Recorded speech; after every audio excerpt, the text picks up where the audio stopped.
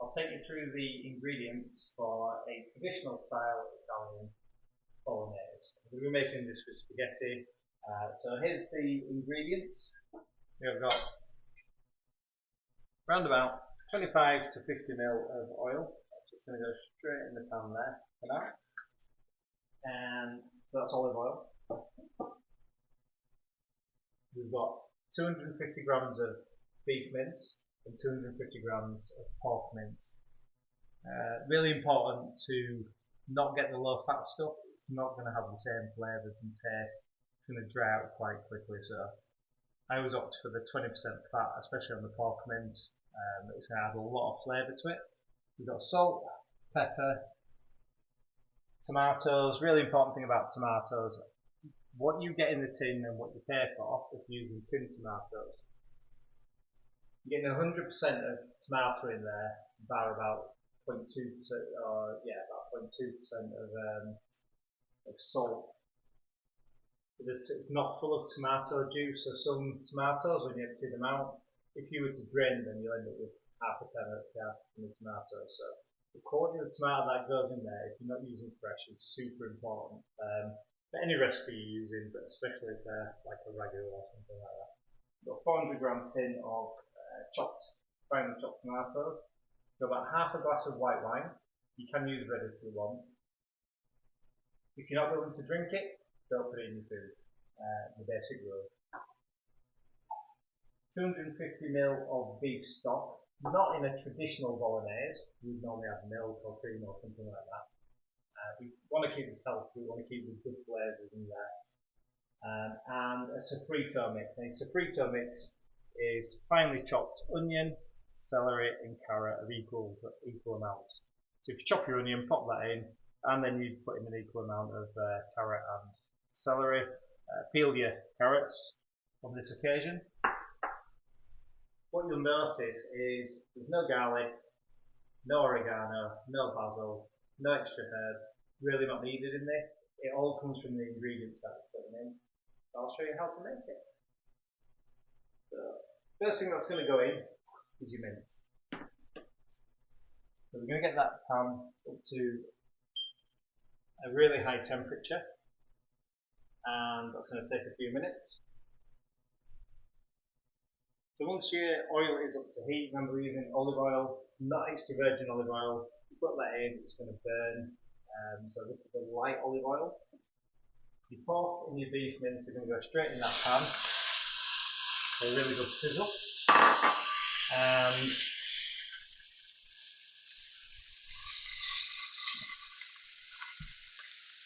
you break that beef mince up a bit there.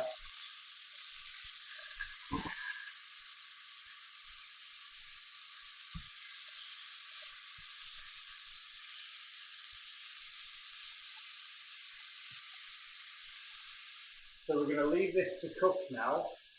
All the water, all the salts are going to come out of the meat.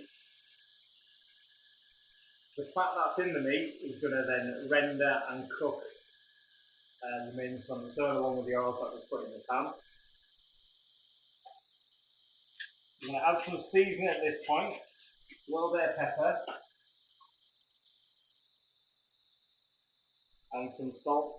Okay, so if we take a look in the pan there, you can see and you can hear that your pork's starting to crisp up. You haven't got that smell of cooking meat anymore. It starts to smell, get that really nice smell of crisped up pork. It's and you can see there's a bit sticking to the bottom. It's popping and crackling a bit. This is where it's going to be ready. Now it doesn't matter if you get a bit stuck to the bottom, because when you put the sofrito in and we deglaze the pan with the white wine, all that's just going to go back in as flavour into your dish. So we're just going to empty this out into a bowl. We're going to pop that heat back up. Now we've taken the mince, put it on one side just for the moment, just to rest a little bit. And we're just going to add in about the same amount as before of olive oil. And then, because your pan's already hot, that sofrito mix is just going to go straight in there and to cook. And now this takes probably 3 to 4 minutes. And what we're looking for in the pan. So it's what it's going to do. It doesn't matter if you've left a bit of mince in there, like it's kind of those flavours are going to get picked up. That's why we're using the same pan rather than a separate pan for this.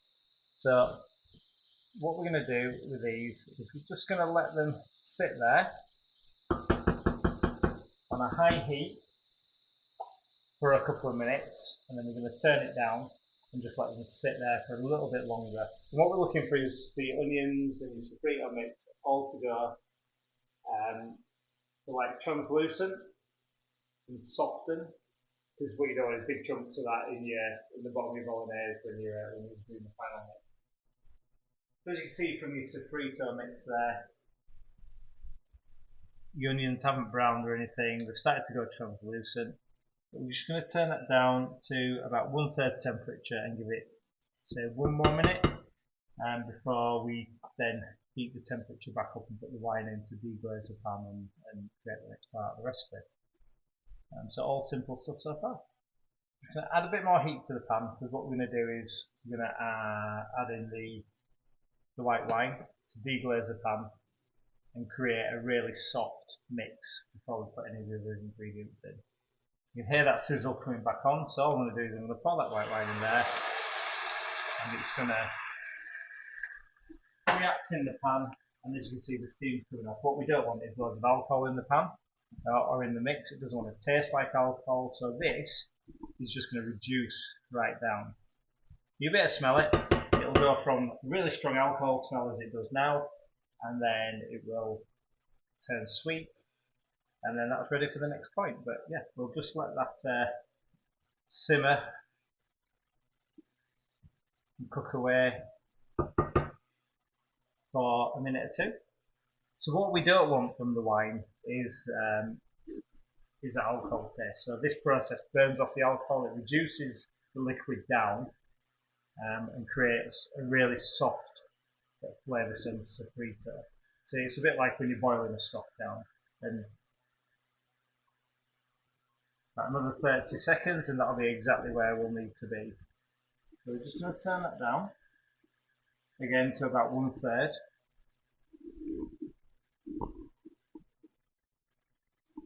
Yeah, and that is now, so that's how alcohol's gone. It smells nice and sweet, and it's done exactly what we want. And actually, if you have a look in the pan there, it's created like this glaze on the bottom, and that's exactly what you're looking for, is for it all to combine together really nicely. Next bit's really simple. All we're going to do is add in our tomatoes. Don't worry about the temperature at this point. As you'll see, look, literally no juice in there. It's all tomato.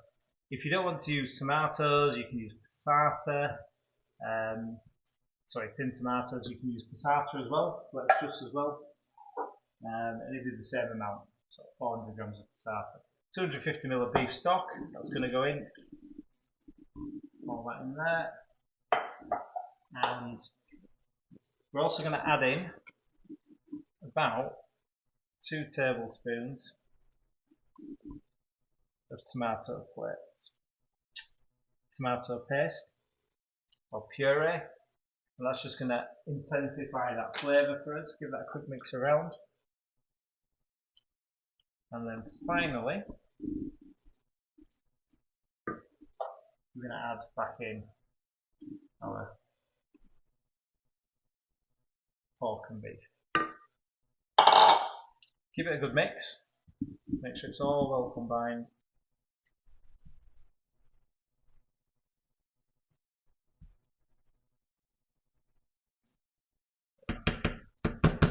Paste in there. I'm going to turn it up, and what we want to do is get the tomatoes to start to boil. When they start to boil, which will be pretty quickly, you'll see it moving. We're going to turn the temperature down gradually to about halfway, just to make sure we get a good consistent simmer. So it's already starting to boil. I'm going to knock that down to about 2/3. Make sure we're keeping the heat in there. Give it another quick stir.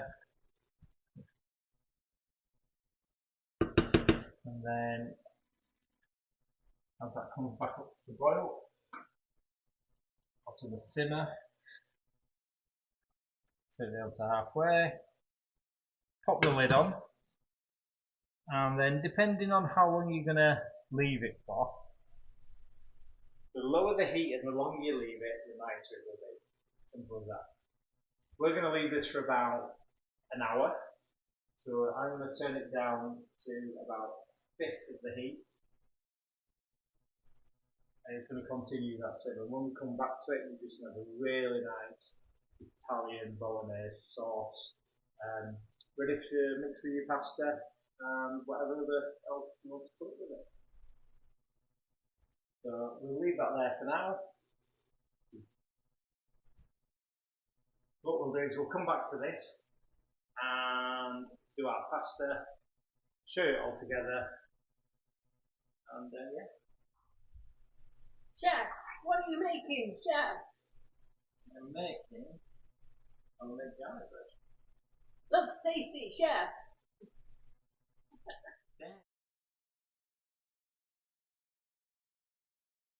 So the bolognese sauce is almost ready. You've got 400 grams of fresh pasta. If you're using dried pasta, I would use about 300 grams, that's the equivalent. As always, you put in 10 grams of salt per litre of water, your pasta water, and we're going to count about 5 minutes on this because it's fresh for the pasta, for the spaghetti, once it starts to boil again, so we'll wait for that to come to the boil. Okay, so this has been on for about 5 minutes. As you see, we've got a really nice roll on the pasta. If you're using dry pasta, the bigger the pan, the better. Please don't break your pasta in half. Sacrilege. Just hold it around the edge, push it down slowly. Use a big pan. Fresh pasta, so much easier. Pop it in there. So we're going to take that off the boil, and we're also going to take the bolognese sauce off of the heat, and just so we don't get nailed there, we're going to then see beautifully cooked pasta straight into your bolognese sauce. Because what we want to do is we want as much of the pasta as we can to get on to stick to the meat. So you don't end up with a plate full of watery pasta at the bottom and a big dollop of bolognese on the top. And how you serve it is up to you. This is just the way that I prefer to do it. All we're going to do is give that a good mix around, get as much of that pasta and that spaghetti combined together. So that's well mixed in. We're just going to dish this up now. As always, everything we cook is our dinner for the evening. Family favourite, Italian style bolognese. Enjoy your dinner.